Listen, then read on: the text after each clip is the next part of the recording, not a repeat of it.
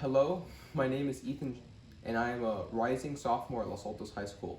Today I will talk about what I've completed so far as my second milestone for my main project, the Robotic Arm. Here is a demonstration.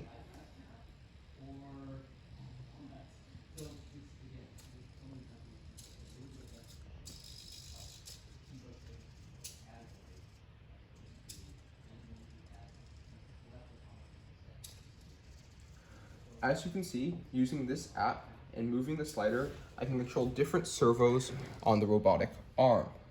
This is in part thanks to the Bluetooth module, which I have newly added as my second milestone. This allows for wireless communication between my phone and the Arduino.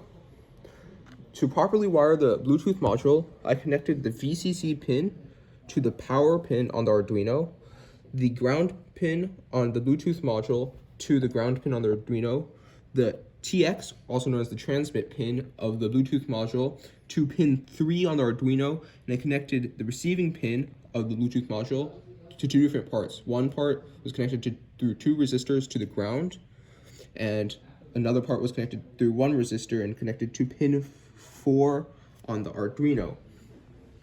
And for the wiring, you might also notice that I got rid of the potentiometers that I had used in my first milestone.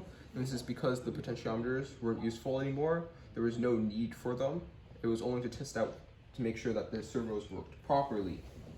And I also created an app using the MIT app Inventor, in which it allowed me to control the app using my phone. And on the app, there's a designer interface, which allows me to create sliders and labels. This is the block section, which has different behaviors that I can choose for it. And also, because I had created an app, I had to entirely change my code such that my code turned into something like this as compared to a simple code that was used before.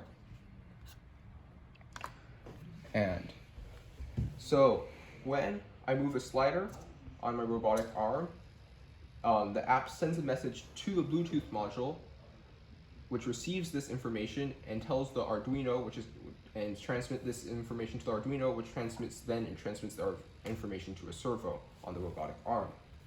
I had one main challenge when working for the second milestone, is that such that when I moved the slider on my robotic arm would jitter out of control, and I was kind of confused on what to do here. It turns out that the code I had created had an error in it.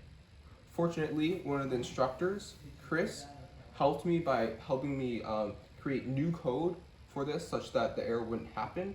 The error was such that when I moved one of the sliders, it would send a command to the servo, except the command would be one long line of gibberish instead of neat, orderly rows of commands. And so, thanks to Chris, I was able to solve this. However, if I show you, if I slide my claws over like this, it will still move out of control.